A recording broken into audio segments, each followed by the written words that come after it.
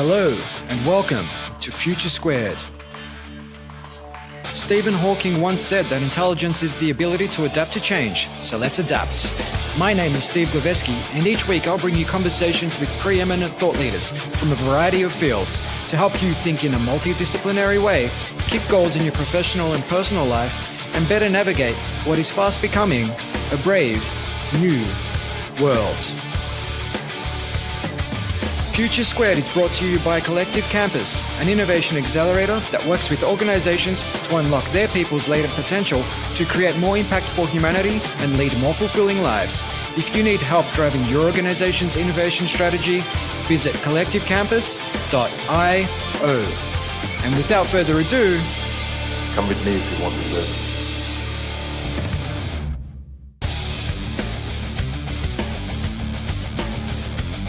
And it was that kind of the hippies and the hackers kind of swapping DNA, basically. The gene flow between these two biologies that really made that hybrid vigor that Silicon Valley has. That's why Silicon Valley rose to the forefront and not the tech area around Boston and MIT or Route 148 or 84.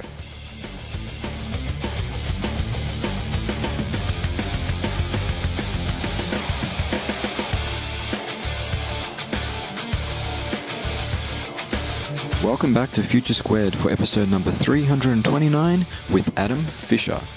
Adam grew up in Silicon Valley playing Atari, programming computers, and reading science fiction. He still lives in the Bay Area, but now spends his time thinking about the future, tracing its origins and writing about it. For Wired, MIT Technology Review, and the New York Times Sunday magazine. Valley of Genius, The Uncensored History of Silicon Valley, is his first book, and it's a candid, colorful, and comprehensive oral history that reveals the secrets of Silicon Valley, from the origins of Apple and Atari to the present-day clashes of Google and Facebook, and all the startups and disruptions that happened along the way. So how did this omnipotent and ever-morphing place come to be? It was not by planning. It was, like many an empire before it, part luck, part timing, and part ambition, and part pure, unbridled genius. We explored a number of areas in this conversation, including 1, the origins of Silicon Valley and the influential role of Doug Englebart and the US government.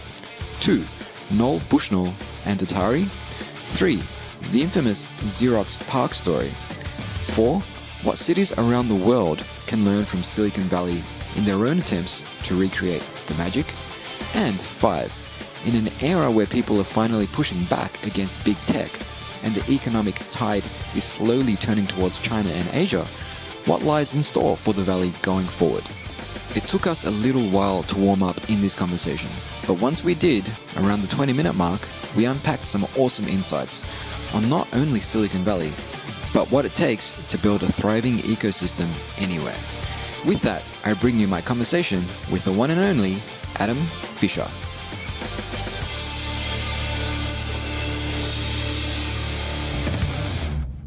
Welcome to the show, Adam.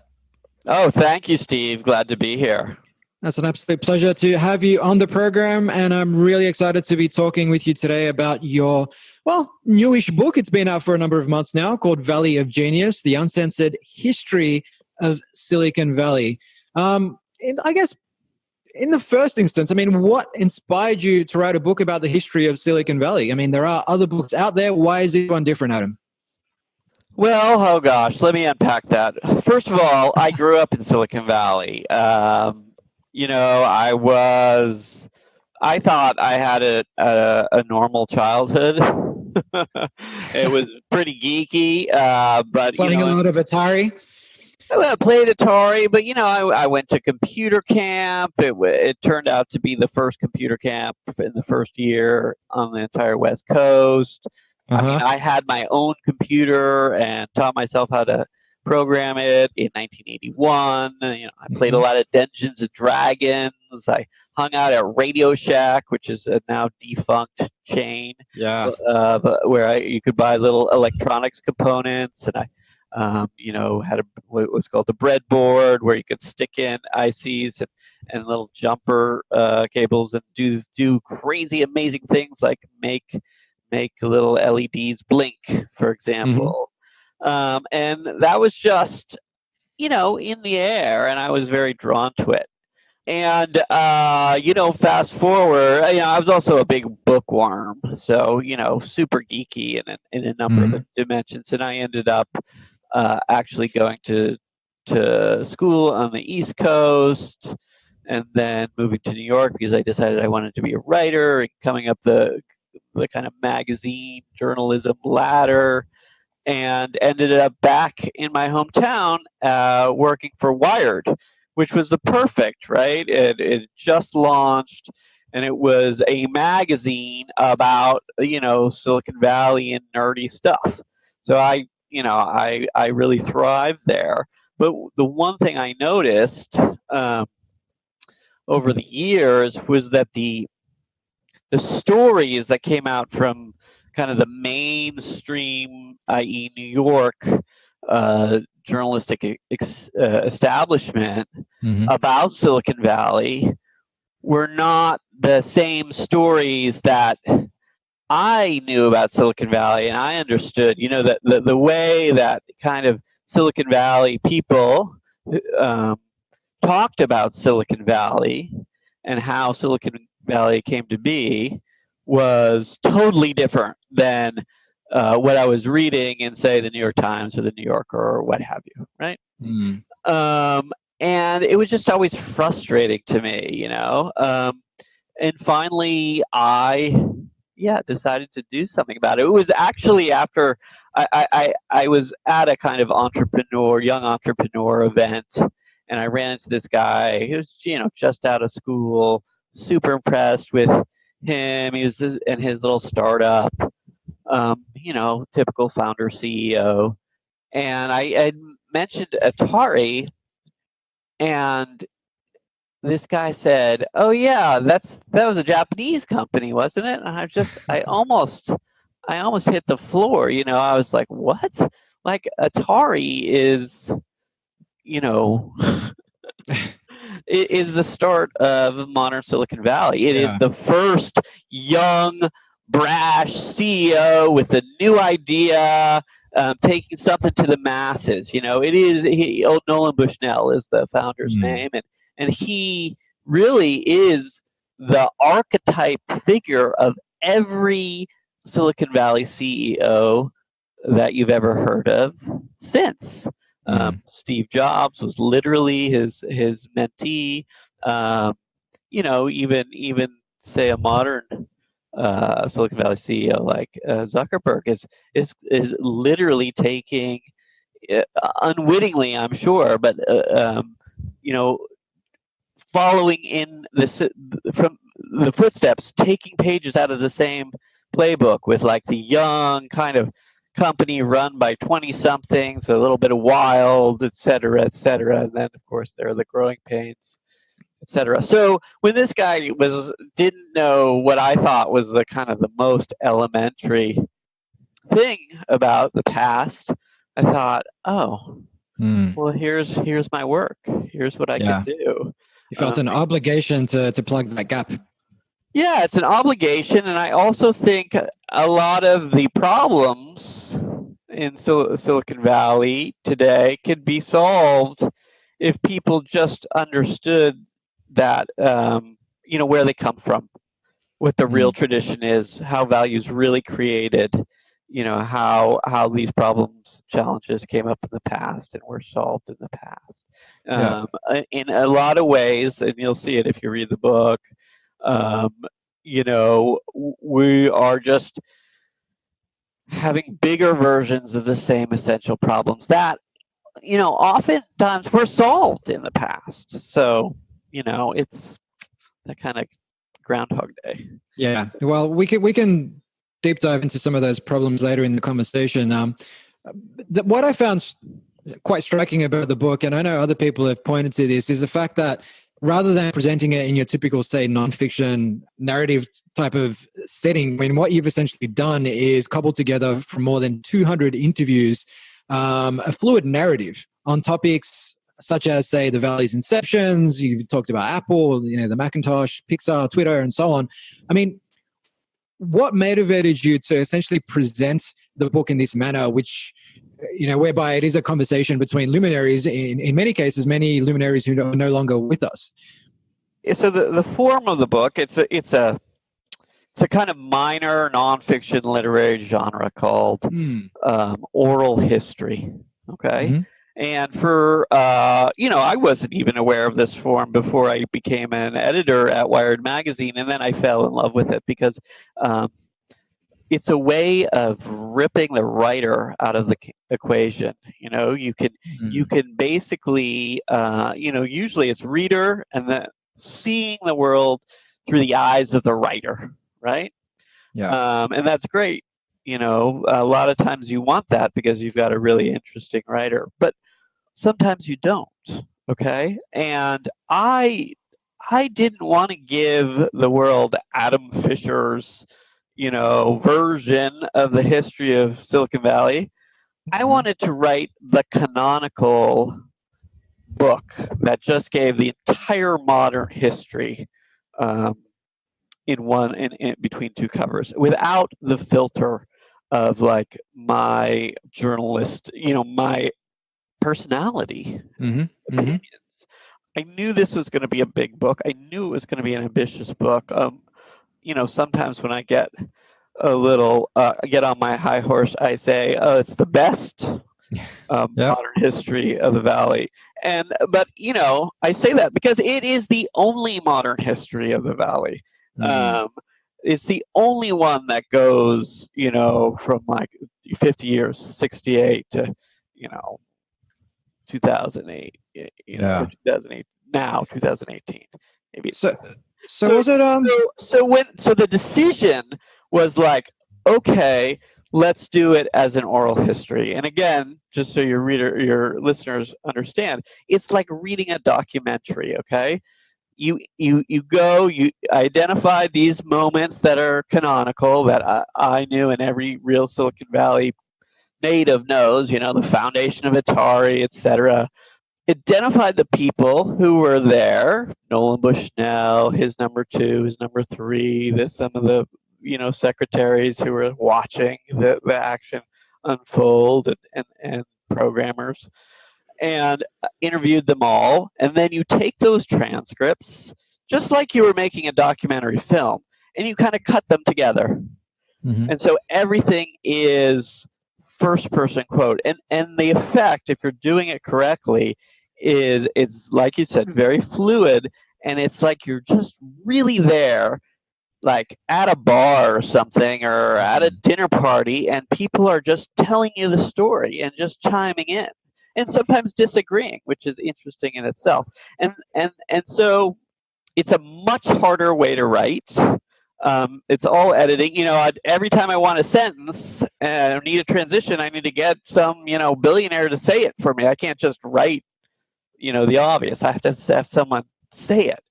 So it's 10x harder, which is why it's such a minor form. But I think it's the right kind of journalism for today, because, I think one of the things that the internet has taught us is that, any literate person can write their story.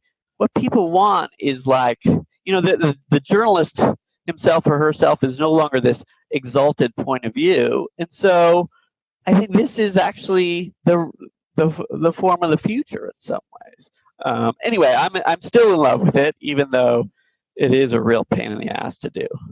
Yeah, I imagine, as someone who has written a book previously, how long did it take to go from, say, that first word through to submitting this to the publisher? Because I imagine having to basically cobble together 200 or extracts from 200 interviews in some meaningful way, whereby it is, like I said, fluid. And, just like you said there, I need a transition here. I need to find a quote from a billionaire or whoever to pop in. That to me sounds like it would have been one of the most laborious things in the world. And even just getting all of these quotes into some kind of meaningful structure so that you can easily refer to certain topics and themes and pull out this quote and pull out that quote and put them into the narrative would have just taken so much time. It was 4 years, start to finish. Wow. 24/7, no vacations, no seeing my friends. You know, it That was is brutal. it was brutal. I ended up, I thought it was going to take 3 years, but it took 4. I ended up having to sell my house to finance and to finish it. It was brutal. And then, of course, it's another year you're waiting around for it to publish, where you're trying to figure out how to market it, get people excited about it. It was really a 5-year project. And I did get a nice advance. I'm not gonna lie. I got a really nice advance. But you take off 50%, you divide by 5. It's not a lot of money. And plus, the tax authorities think you're rich because it all comes in 1 year. So it was brutal on a number of levels. And then it's all, like you said, it's all legwork. The work is getting people to talk to you, and then of course you want to travel, and you have to do it face to face because you get so much better material face to face. And sometimes the interviews were days long. I had 2 days with Sean Parker. I had 2 days with Jim Clark. These are both literally billionaires. Multi-billionaires, both of them. And then and occasionally there are people who you can't get, right? They're dead. They're running trillion-dollar corporations. They're not going to talk to, they're being sued, whatever. So, but then you get the transcript, then you get archival stuff, which is a little easier. But you don't want to just get every, you need to go the extra mile. Like, so for Larry Page, there was this interview, his first real interview floating around, and you could get kind of it on the internet. But I went to the journalist who did that interview and said, "Hey, can I have your master tapes? Because I want to, I know this is an edited interview. I want the whole thing. I want to, grip from that." So you get all this material together. So that's the first thing. And then, I had 10 million words of people talking. And then you just cut it down. And the process of cutting it down is harder. Yeah. Is very difficult. I mean, what I did, you can't even do it on a screen because it's just too much to put on a screen. So you really want maybe a dozen voices in each chapter. That's about the right. Otherwise, it just gets too crowded. It's too many people.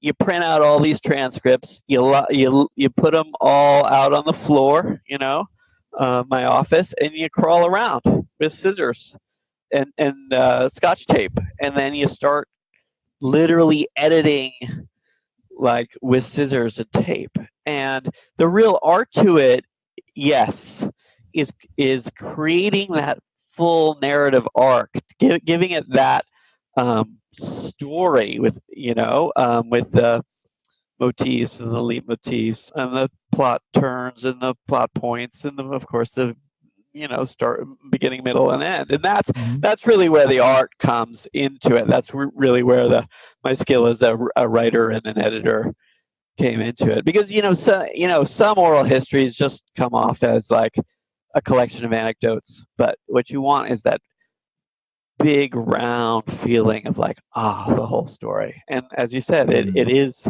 I hope it's there. I put it there, and people say they see it.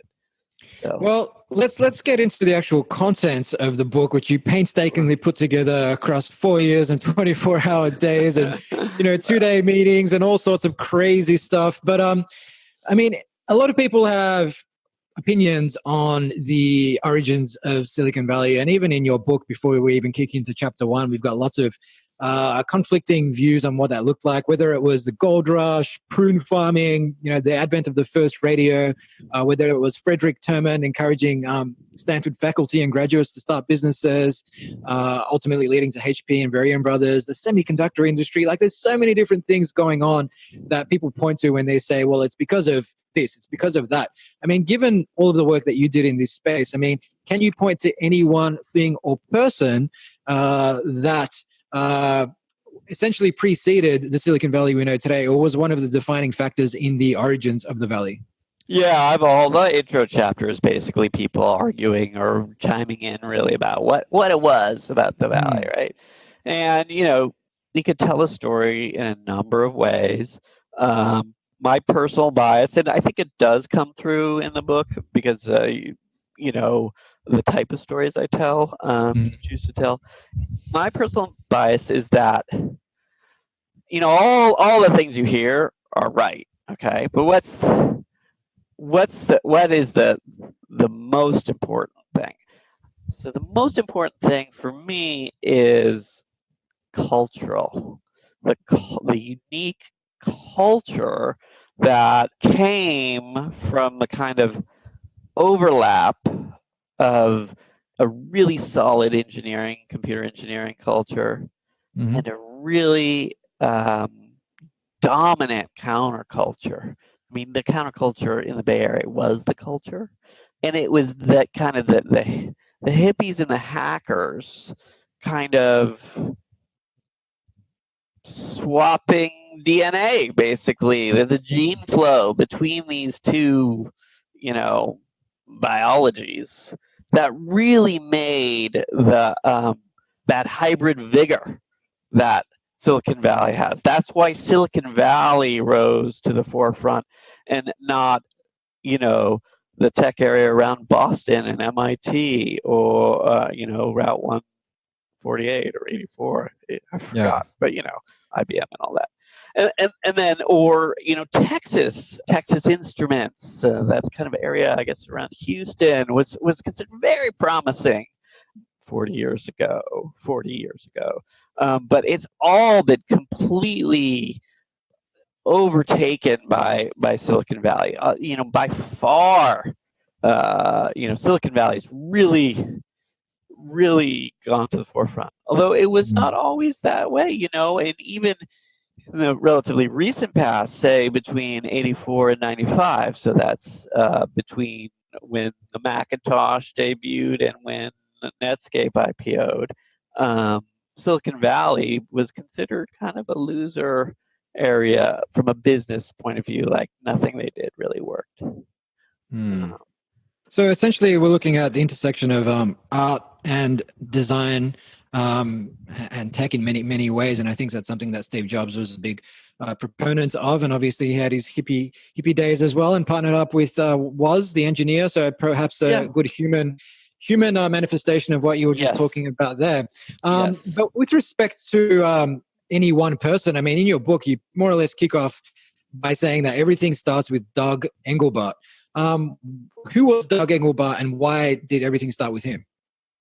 Doug Englebart, like Steve Jobs, actually, Doug Englebart is kind of an outlier. He was an academic researcher at a place called SRI, which was at that point affiliated with Stanford. He had, there's a big kind of NASA base, Moffett Field, where a lot of rocketry and experiments were going on, and then the chip industry kind of was servicing the rocket industry because they needed really small guidance computers basically for these things. And then the computer industry kind of grew from the integrated circuit industry, and the government paid for a lot of this stuff because it's the war machine. And Doug Englebart was a utopian pacifist with a computer science degree, one of the first, who thought, computers could do so much more. At that time, computers were, behind glass. You couldn't touch them. You couldn't even see them. If you wanted to use them, you had to hand punch a bunch of punch cards, which is like a stack of paper with holes in it. Give it to the computer scientist, unquote, and really a technician, who would feed it into the machine, and you'd come back the next day and you'd get a printout. And half the time you'd made an error in your programming, and thus you'd get a bunch of garbage. So Engelbart said, no. It's all backwards. The computer should be waiting on the human. They should have screens. They should have keyboards. When you push a letter on your keyboard, you should see it on the screen. And oh, by the way, I envisioned this thing called a mouse that is a pointer. Computers should do graphics, blah, blah, blah. He was almost laughed out of, the academy, but there was one courageous funder actually in DARPA, the Defense Department, who gave him a bunch of money, Chuck Taylor, and who just died, and he did something that is now memorialized. This is one of the great stories of Silicon Valley as the demo, capital D, and where at the big conference in San Francisco in '68, there was a keynote speech, and it was Doug Englebart showing a live demonstration of this system that he had been kind of talking about for years and years. And a remarkable thing is it all worked. It had he showed what, in essence, a word processor, a primitive word processor, a primitive email system, a fully working Skype with video, all these things that were like people had never even imagined, and it just changed the course of computer history. Everybody said, aha, that's the thing we really want. That's the direction we're going to go. And that's why I started in '68. Also, I think Doug Englebart is, he was the first person to say, I want to change the world and make the world a better place using technology. Now we hear that, or at least I hear it, and I assume someone's lying to me because it's been so debased, and people with like the most trivial ideas put on this kind of Steve Jobsian kind of persona, and say, I'm just trying to make the world a better place. Yeah. We know that it's really about the money for a lot of these kind of newcomers, but that kind of idea, and Steve Jobs and Wozniak certainly were trying to do that with the Apple II to some extent. It all comes from Doug Englebart, and so I wanted to so there's a good historical reason to start there. It's really the prehistory of the personal computer revolution, and there's a good kind of history is really written for the future, not for the past, at least a good history. And I wanted to remind the entrepreneurs and of the future, like that this is where it all comes from, and it's a real thing, and he really did it. Yeah, that's what we should be reaching for and remember. I think the phrase "we're changing the world" or "we're building a business that's going to change the world," it's kind of become commoditized, and like you said, I think there's like Uber for diapers and all sorts of stuff, and we're changing the world. It's like, all right, you're not really changing the world. You're making people's lives maybe like 0.001% more convenient, and that's fine. And you're making that's fine. And that's fine. Why should we be ashamed of that? I mean, exactly. But let's call let's call a spade a spade. That's another debased. But with the government, I mean, obviously DARPA was really, really influential in terms of empowering entrepreneurs and people like Doug, essentially, to go out and do the kinds of things that they did. I mean, without that government investment, oftentimes motivated by military interests, it's hard to see that Silicon Valley would have become what it has become today. Yeah, but maybe if the governments weren't funding war machines, we wouldn't have wars. I mean, I would rather do away with government R&D if it meant the end of war than justify war because we've got I don't know, some money to some computer scientists. Like that is uncompelling to me. And in fact, the greatest thing Silicon Valley ever made is this giant collaborative machine that the whole world is now making called the internet. And so the internet was you can say, oh yeah, well, DARPA was there for the first internets, and it's true. But then, hey, the web, which is the only thing that ever made money on the internet, was created by French and English, taxpayer money.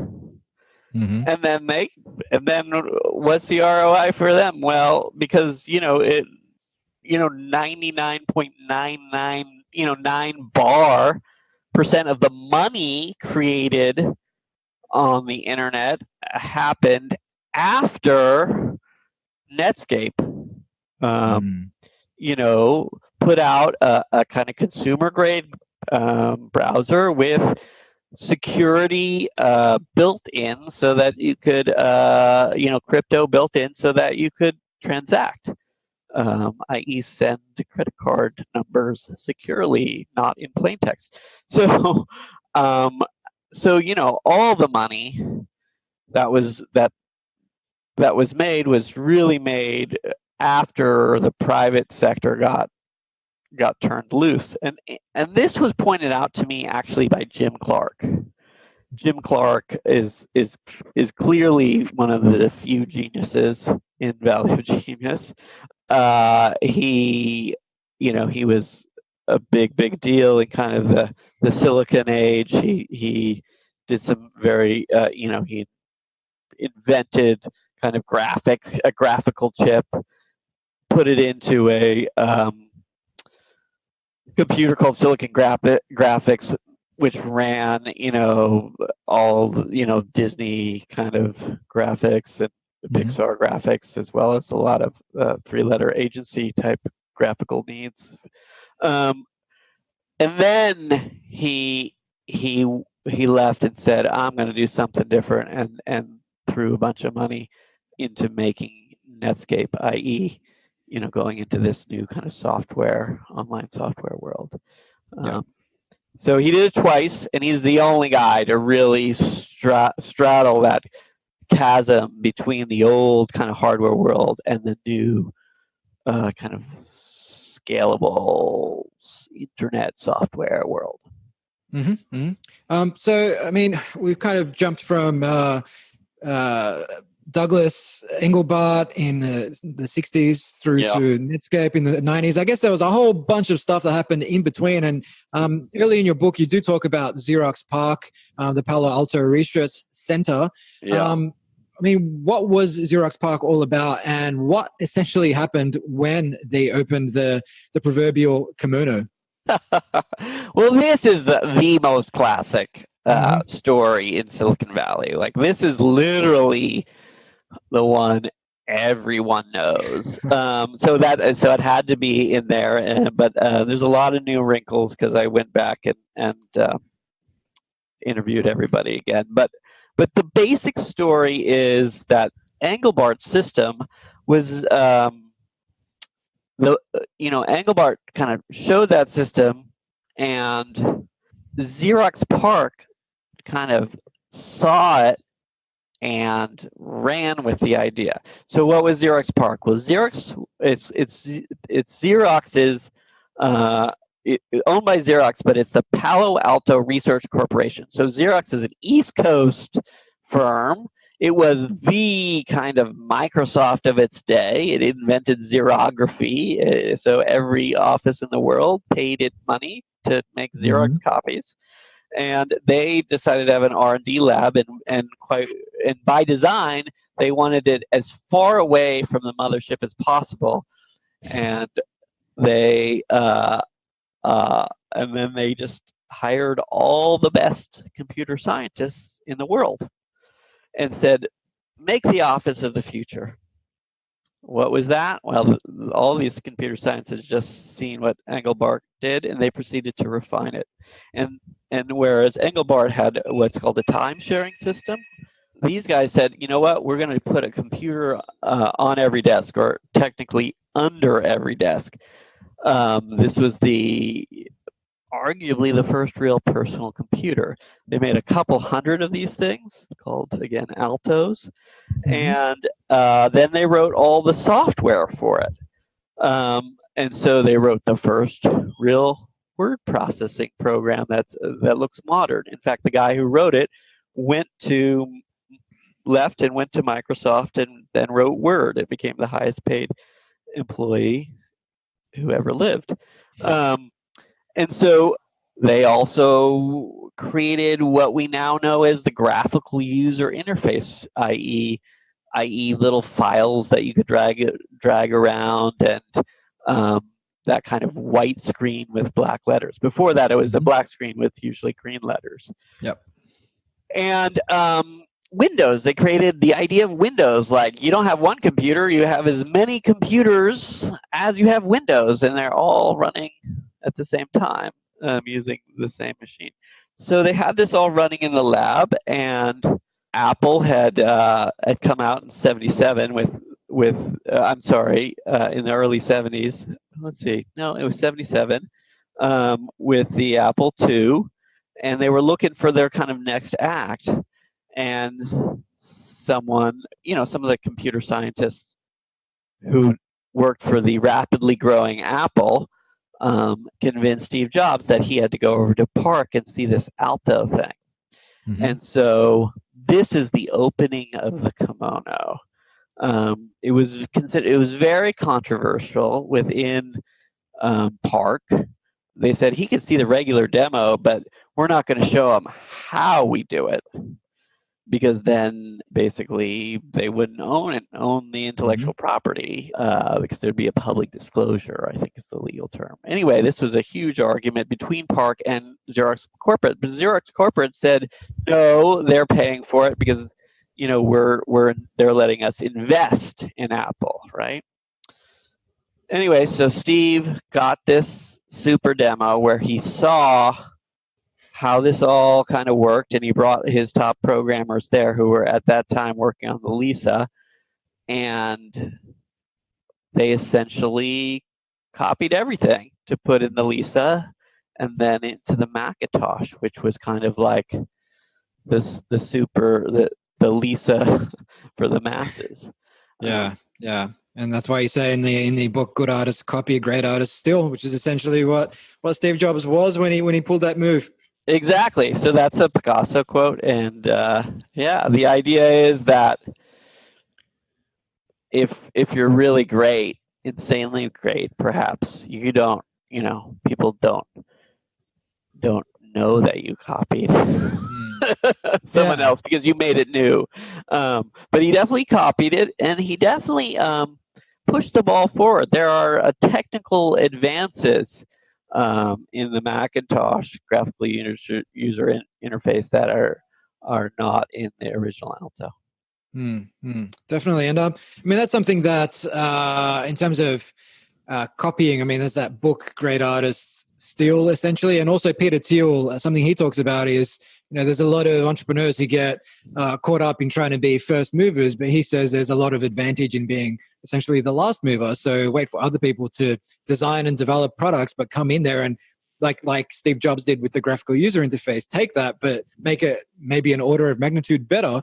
And that's essentially what people flock to, rather than trying to come up with the breakthrough thing in the first place. Yes, there's a guy who actually was instrumental in creating the iPhone who talked about this, and his way of saying it was, the pioneers get the arrows, but the hive mind watches and learns. And that's how he described this dynamic that is absolutely a Silicon Valley dynamic, like this fast following thing, or we can simplify and commercialize it. You don't always have to be first. You just have to exactly. Yeah, and so just on that Silicon Valley mentality, I mean, former Future Squared guest Kevin Kelly appears throughout the book, which is totally understandable. Obviously, your first employer, well, one of your first employers as a writer as well, over at Wired Magazine, and very influential in the space. Now, he says in the book that Silicon Valley, it's not about, say, transistors in terms of the origins and what makes it great. It's about that culture, that hacker mentality, the way entrepreneurs go about going from 0 to 1, essentially, to quote Peter Thiel, when it comes to creating new value. Why?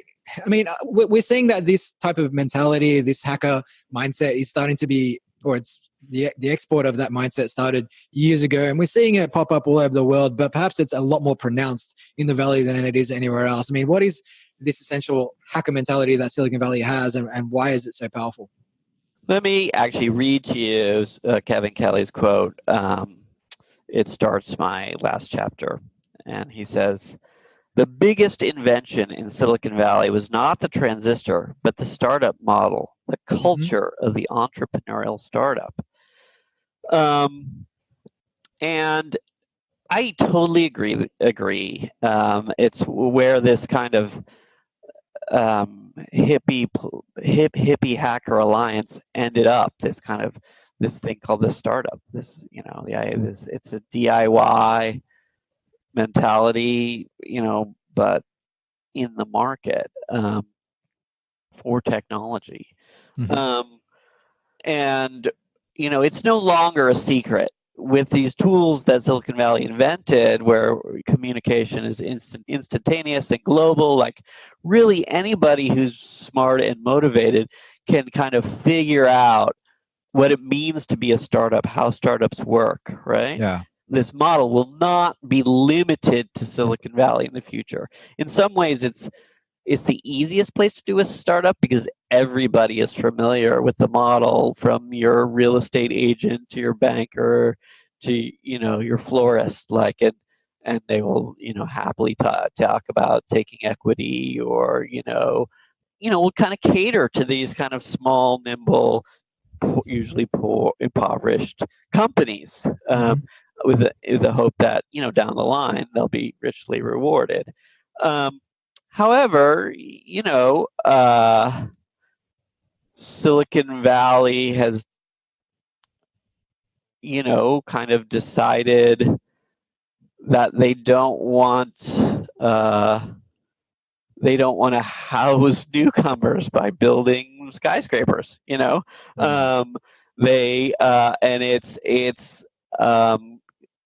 It's driven up the price of housing and the cost of living, so that it's made it really unattractive for young people, and frankly, young people are where the new ideas come from.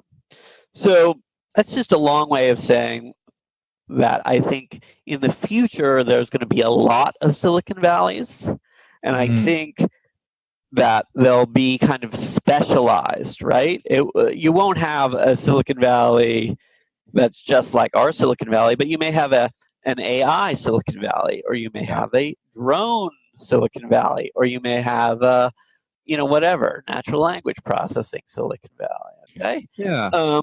And we've already seen. Now, this is not just me kind of writing science fiction. We are already starting to see that. I mean, Shenzhen in China, where Apple makes its iPhones and everybody else makes everything, is kind of a manufacturing Silicon Valley, and exists right now. It has this same kind of kind of primordial soup of small, nimble companies, all with their own little niche, trying to do something, right? And little suppliers, and this kind of web of interconnections. And I think we're just going to see that more and more. But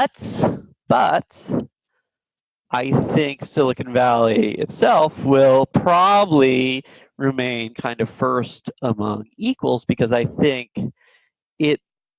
it's where the money is now. And so it will probably end up as kind of the investment capital, the financial capital of the future. So that's where where where the trillion-dollar pots and the people who are making the bets with that money are going to kind of reside. Yeah, yeah. And I guess just on that, I mean, I think that's absolutely, well, I can't say it's absolutely true, but it does echo a lot of thoughts that past guests on the show have had around, these Silicon Valleys of the world. And rather than just trying to copy Silicon Valley, it's about identifying what your particular city does well naturally, what sort of ecosystem and infrastructure you can already leverage. And for example, if I was to take the city of Detroit with its history of automobile manufacturing, then perhaps it can become, a Silicon Valley of, say, automotive or drones or something to that effect, rather than trying to be the Silicon Valley of, say, tech startups and of things of that persuasion. And I think we're seeing this play out across the world. I mean, China, in terms of its gross national product in the past 30 years, it's gone up by a factor of 20. It surpassed the United States in, I think it was 2014. And now companies like Tencent and Alibaba feature in the world's top 10. So they're obviously making a big run for it. And they're no longer just copying what comes out of the Silicon Valley. They're actually creating a lot of innovations of their own. So I do agree that there will be lots of disparate Silicon Valleys all over the world. With respect to Silicon Valley maintaining its sort of first amongst equals, being the future financial center of the world, do you think there is a threat that China may take that mantle in some way, shape, or form, or at least maybe Shenzhen or Shanghai or Guangzhou or somewhere in the southeast and sort of entrepreneurial heartland of China, given some of the political, economic changes that are afoot on a global macroeconomic level?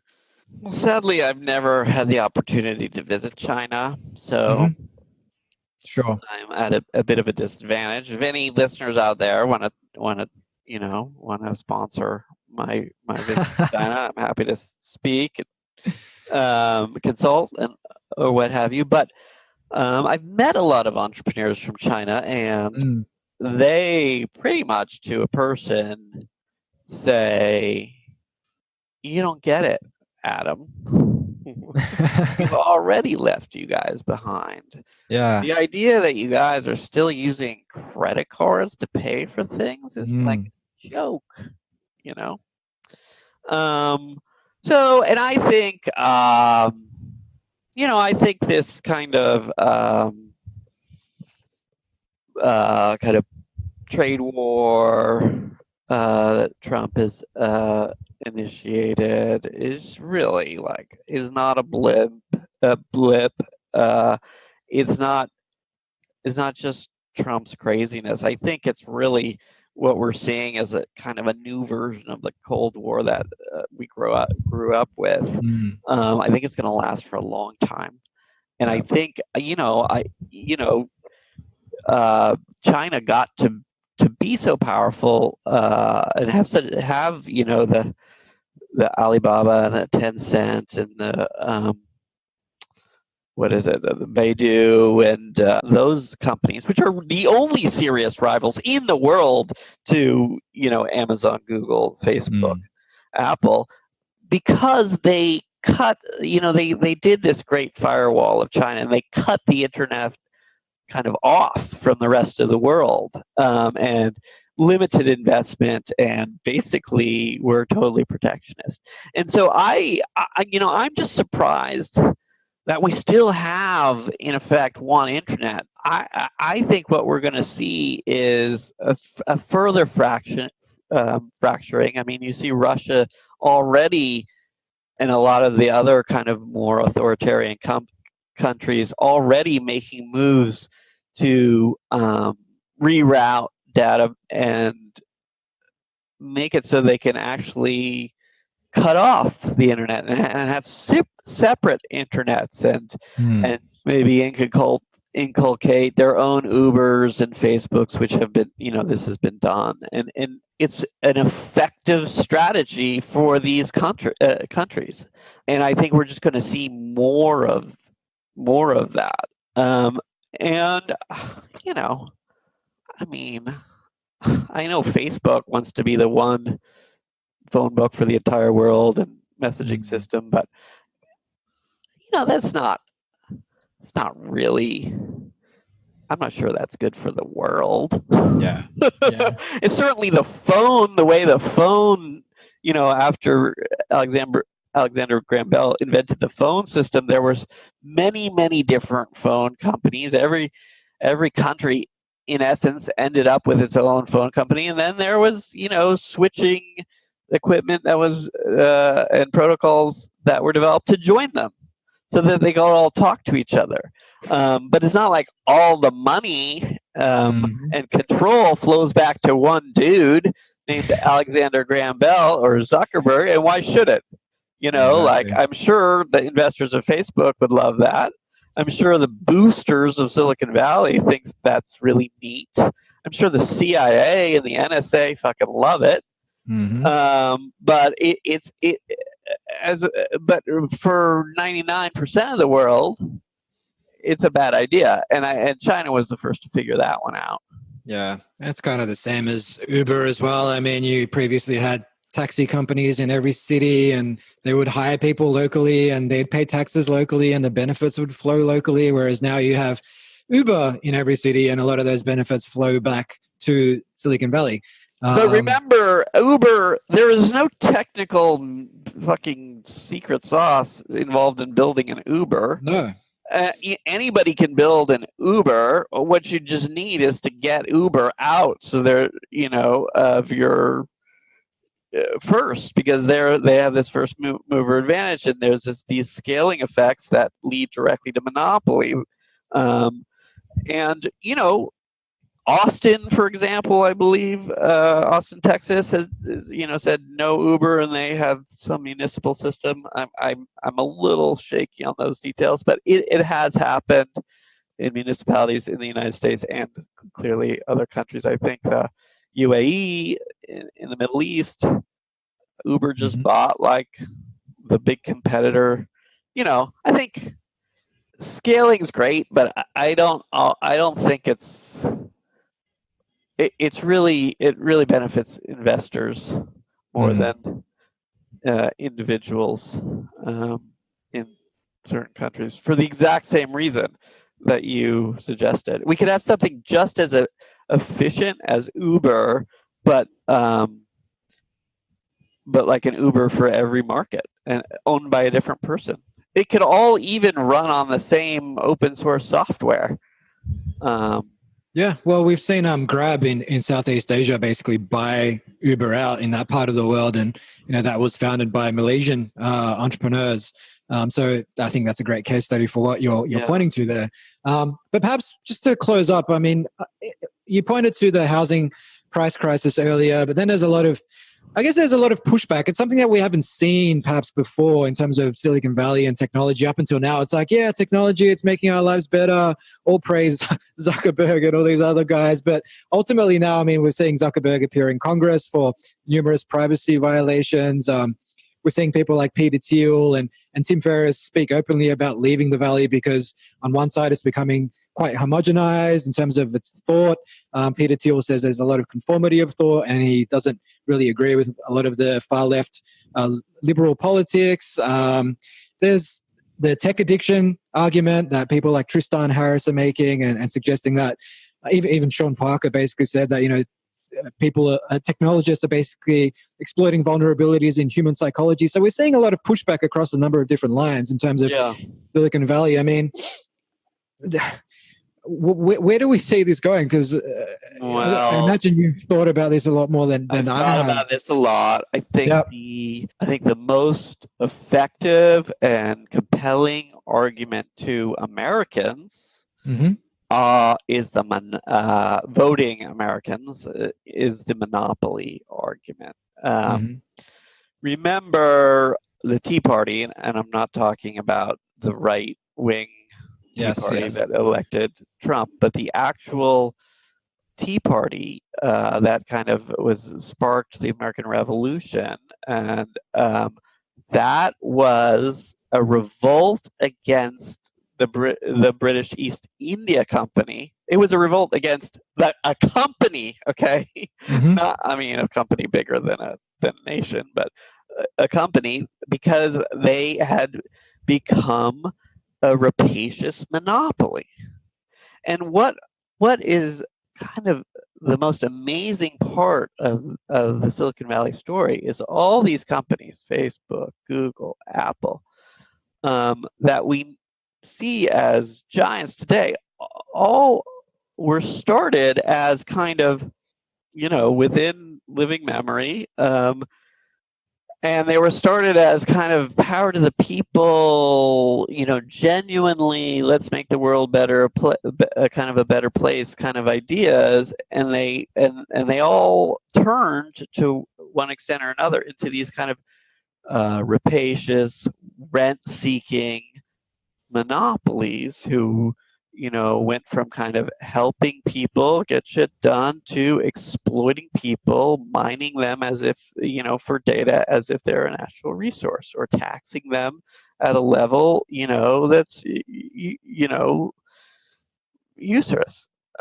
So in almost every case, it's the same people who founded them are in charge of them after they kind of turned into monopolies. And monopolies are hated in this country. And you see both the kind of lumpen right and the lumpen left make these kind of stupid arguments against monopolies. But then you see also the intellectual right and the intellectual left, and even kind of uncategorizical kind of intellectuals like the libertarians.